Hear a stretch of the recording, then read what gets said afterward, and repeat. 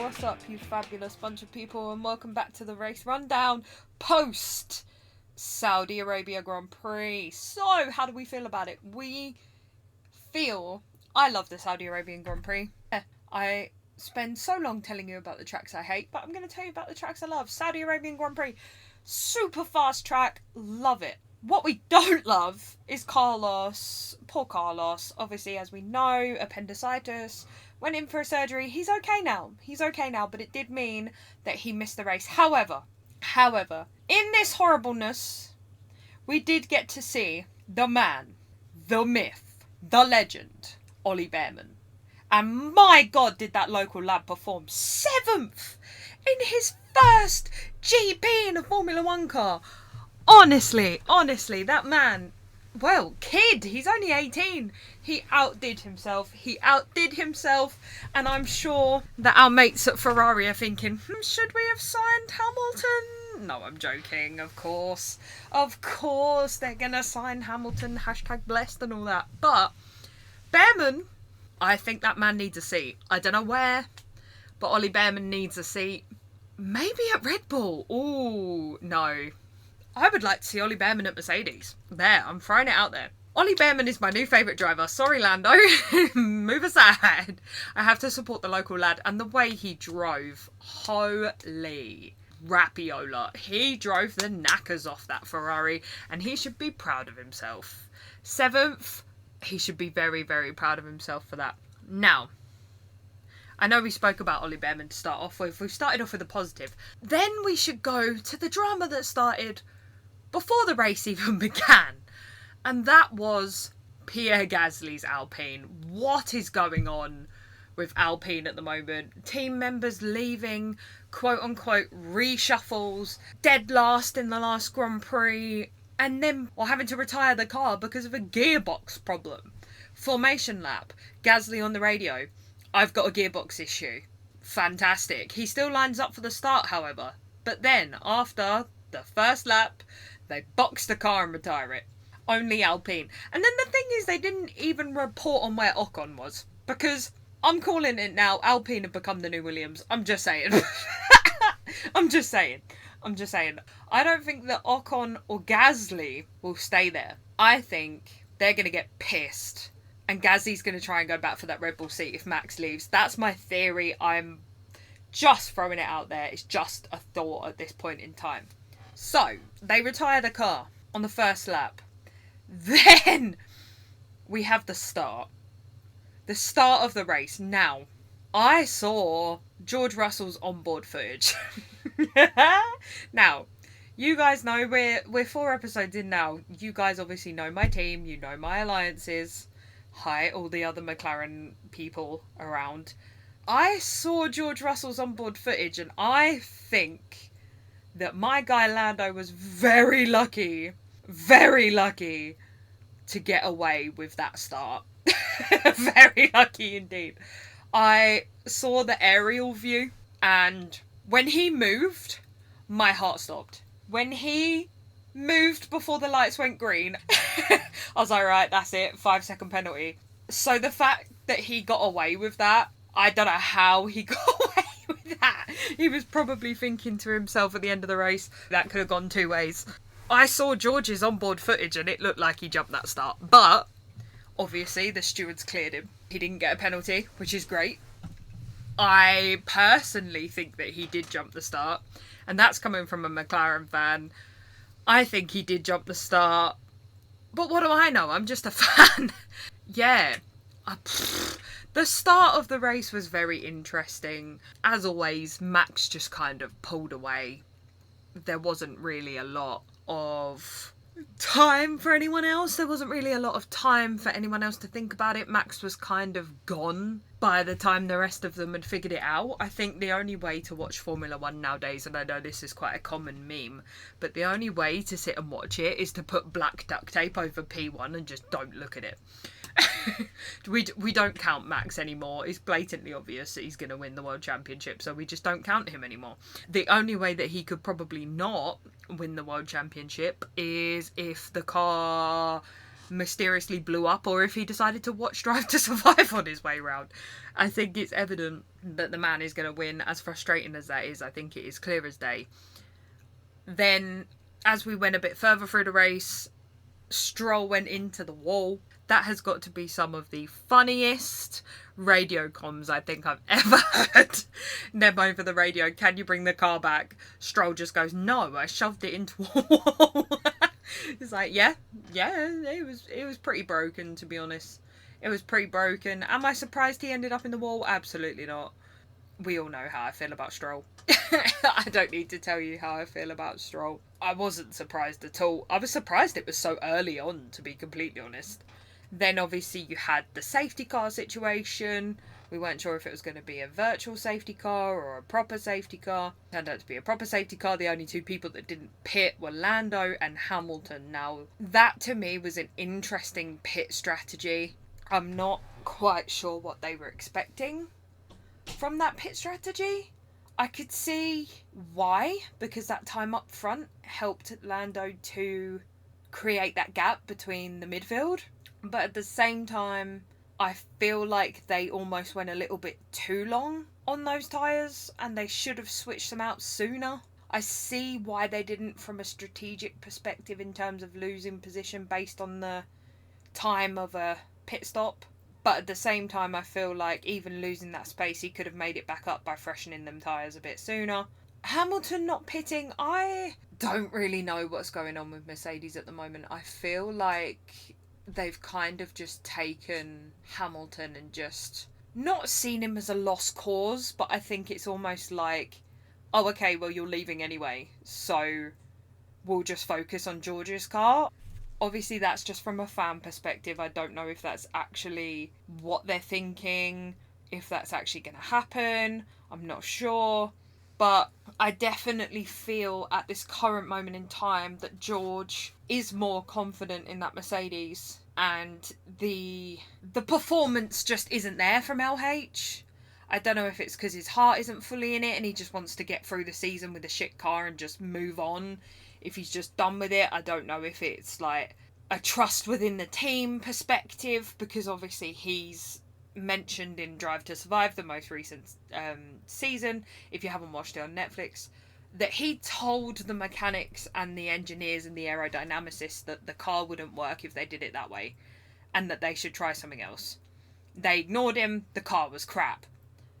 And I feel like once that level of trust is broken between the driver and the team, not just the immediate team around them, but the aerodynamicist, the mechanic, I feel like that's difficult to come back from. Obviously, I'm not a driver. I'm not close up and personal with the teams. This is all just my opinion from a fan perspective.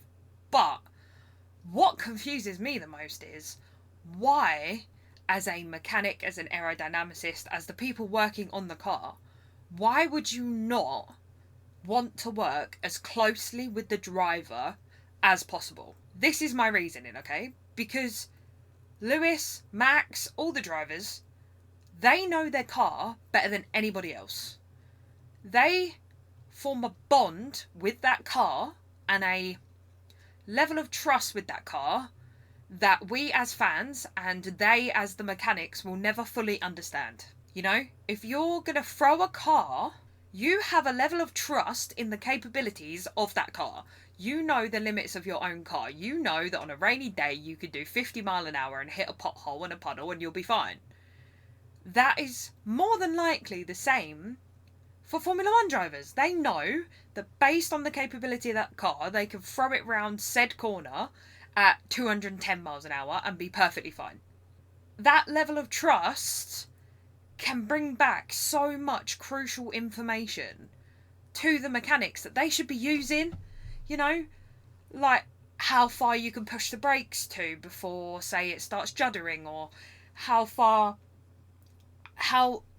the suspension should be souped up or down based on the track and the lumps and bumps and all that stuff, because they're going to get information from the drivers that they won't be able to get unless they're in the car themselves.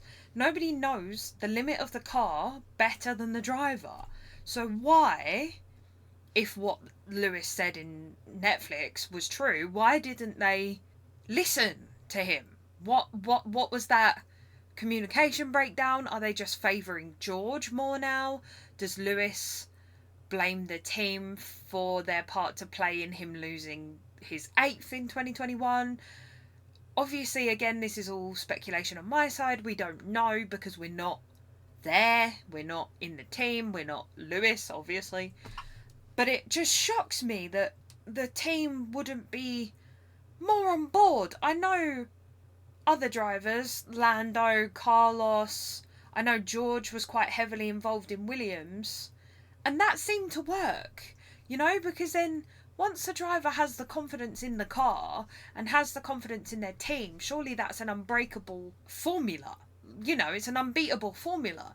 When they have that trust, they're then willing to throw the car into more situations and try newer things because they had a hand in the development of it. Obviously, they're not going to know everything, right? They're not aerodynamicists. They're not trained to know this stuff, but they know the limit of the car on the track from a practical standpoint, not even, you know, on paper. I feel like the teams get so caught up in the data and what's going well on paper, what's performing well, how it should perform in testing using the tunnel, how it should go on the simulator, those kinds of things. But it's almost like they forget the practical element.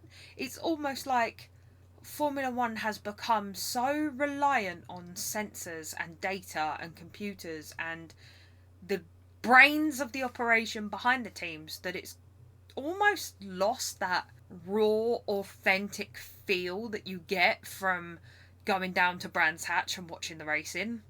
Like, I know it's Formula One, it's the best in the world, but I feel like old school Formula One, back when I was younger, it still had that raw grittiness. It wasn't too tech heavy. It wasn't reliant on hybrid engines and computers and sensors and all this stuff that, yes, it does make Formula One great, but does anyone else just miss the grittiness of it?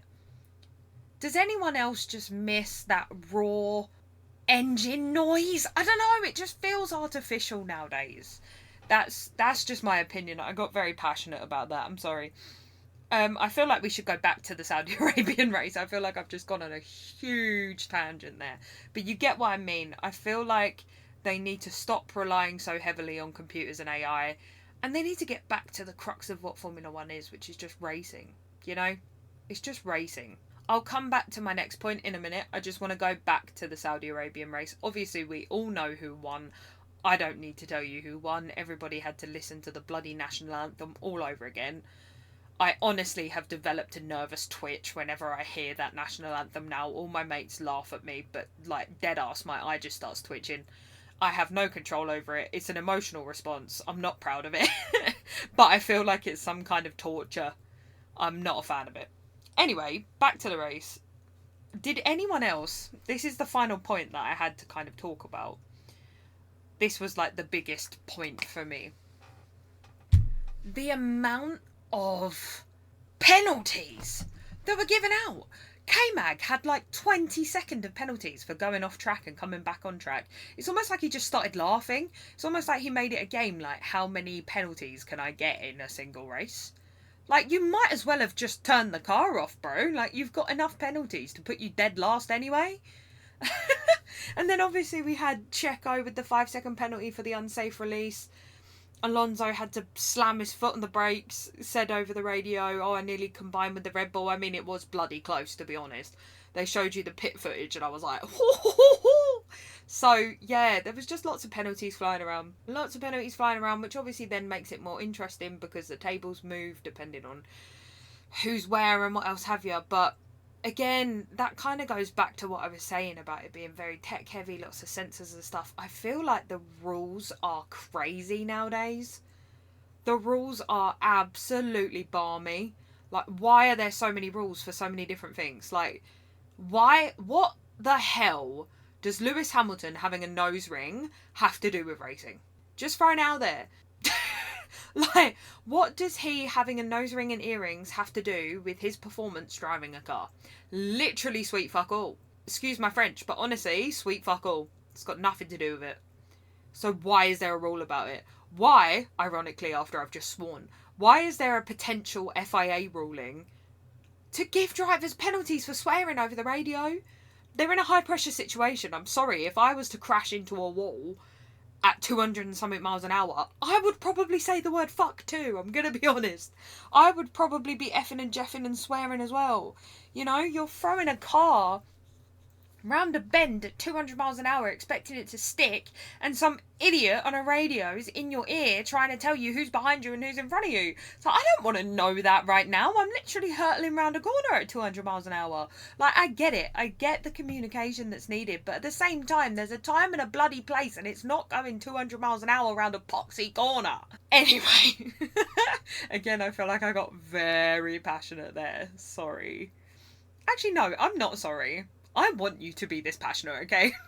I want fans of this podcast to be this passionate, okay? I want you to have opinions. I want you to voice those opinions. I want you to tell me in the comments if you agree with any of this stuff. That's what I want. That is what I want. I want you to tell me if you agree with any of this stuff. The last point that I want to make, because I love that these episodes are short, simple, sweet, fun, and hopefully you get a laugh out of listening to them. But this point is very touchy at the moment. It is a issue that a lot of people are shying away from, and I just want to throw it out to my free listeners. No, I'm kidding. My people that care enough to listen. You know, people that care enough to listen. I want to throw it out to you. The fans, the people that listen to this podcast. We spoke on this last episode. Obviously, Andretti and Cadillac joining Formula One. It got rejected, as we all know. And it's been left as a possibility for 2028. I, as a fan, think that the 10 existing teams should not have a say in who gets to join F1 and who doesn't. Who gives them the right to govern the sport? Sorry, unpopular opinion. Who gives them the right to govern the sport? They said a statement noted that the presence of an 11th team would not, in of itself, provide value to the championship. It noticed the most significant way for a new entrant to add value was by being competitive, but added most of the attempts to establish a new constructor in the last several decades have not been successful. That's because the existing teams have got the FIA wrapped around their tiny little fingers, and they don't want to feel threatened by somebody new. Unpopular opinion. We all absolutely love my unpopular opinions, I'm sure. While the Andretti name carries some recognition to F1 fans, our research indicates that F1 would bring value to the Andretti brand rather than the other way around. Bold of you. Bold of you, FIA. Bold of you, Formula One. Okay. Now, how do I feel about this? I think it's stupid. There's been a number of F1 juggernauts, people that are very well respected in the sport, that have said very similar. They agree with the fact that it should be down to the business as a whole, not down to the 10 teams. And also, when you look at every other sport, there is an elimination zone for the low-performing teams. Six Nations, football, underperforming teams get relegated. So, why are we not doing that for Formula One? It's a very common thing. It would keep it fresh. You would get new drivers. It wouldn't become stagnant. And, dare I say it, it would give the lower performing teams an incentive to do better. Just saying. Just saying. I think that they should potentially have a mix-up of how they do things down at Formula One. I think that having that relegation zone and the potential of getting kicked out of Formula One for not performing well enough opens up a new way of doing things and a new way of thinking for this new era of F1, especially at the time where they're gaining lots of fans as well. Obviously through Drive to Survive, the breakthrough into America. it just opens up more opportunity, right? But then I also see the counter argument of, well, why should the drivers be punished if the team doesn't have the funds and can't perform well enough to stay in the Drivers' Championship? I agree with that. However, if they were to introduce a rule that says you can only have a 2-year contract with said team, and then you had to sign on after that, that would then give those lower performing drivers the opportunity to drive for a better team. Help keep it fresh, help keep it moving. Just an idea. Just an idea. Would I like to see Williams, Haas, Alpine, the lower down teams at the moment? Would I like to see any of them leave and the drivers be out of their seat? No, of course not, because you grow to love the drivers. But at the same time, people like, yes, I'm going to go back to him, Ollie Berman, Liam Lawson, they deserve a shot, and they're stuck in F2 at the moment because F1 is stagnant. They're not giving that new wave of people a chance, because people like Alonso, who, don't get me wrong, he's performing well, but he's a veteran now. Like, without being rude, because I love him the most, he is a veteran, and he should not... I feel like it's a missed opportunity for people like Ollie Berman, who deserve a shot. And I know people are going to say, oh yeah, but they have to, bide their time, they have to wait for their opportunity and stuff like that. Yes, I appreciate that. But then people like Alonso disappear, do IndyCar for a little while, and then come back again. And I don't think that is necessarily fair, because you're not giving that younger generation the chance to smash it. As much as I love seeing them return, don't get me wrong, I would love more than anything in the world to see Vettel get back in a car. But when you've got talent like Liam Lawson, Ollie Berman, you've got that F2 talent that is just itching to get there. And with the 10 teams as they are right now, and veterans coming in and out, and it's just going to get stagnant. You're going to get the same 20 drivers over and over again. And those poor, poor kids that deserve a shot just don't get it. So, please, in the comments, let me know what you think about it. Let me know if you think that I'm just chatting complete shit and you don't agree. Or let me know if you think that could work. I'm curious to see if anyone else has a similar mindset to me. I'm curious to see if anyone else has potentially thought about this. I don't know. If you have, can you also as well maybe put a comment or just let me know, especially if you know me personally and you're interested about it. Or even slide me a DM on Instagram, at the Race Rundown on Instagram. Slide into the DMs and just let me know how you think it could work. Let me know how you think it could work. I am all for changing up Formula 1 completely and getting rid of the sprint races, because I think they're fucking stupid. But that's a topic for another day. I'm going to do a deep dive into sprint races and how I feel about them after the first one of the season. So, with that being said, I want everybody to know that although I get passionate and I get frustrated and I get annoyed and I have a lot of unpopular opinions, but also quite valid ones, I feel, I want everyone to know that it's only because I love Formula 1, okay? It's only because I want to see that new talent. I want to see the sport as a whole. As much as I love Lando and Piastri, I'm not loyal to drivers per se. I love them all. I think they're all highly, highly talented individuals. They wouldn't be in that job if they weren't. But Formula 1 is becoming more of a business and less about the sport. I said this in the first episode. I will keep saying it until I'm blue in the face. And I think the only way they're going to stop it from getting stagnant and looking like a money-hungry giant is to mix it up a bit. And sprint races are not the way to do it. You are making Formula 1 races ridiculously expensive, and to justify the price, you are sticking an extra day of racing in it. Here's an idea. Don't do that, and just bring the price of the tickets down, because here's an idea, okay, just throwing it out there. There is enough people that would pay to go and see a Formula 1 race, okay? There is enough people that would do that. So, if you lowered the ticket price, God forbid, you'll be opening it up to more of the everyday fans like us, who want to go to races and who want to be able to afford to go but can't because you're putting the price through the fucking roof. Bring the price down a bit and sell more tickets over more days. How about that? Rather than making it an elitist club.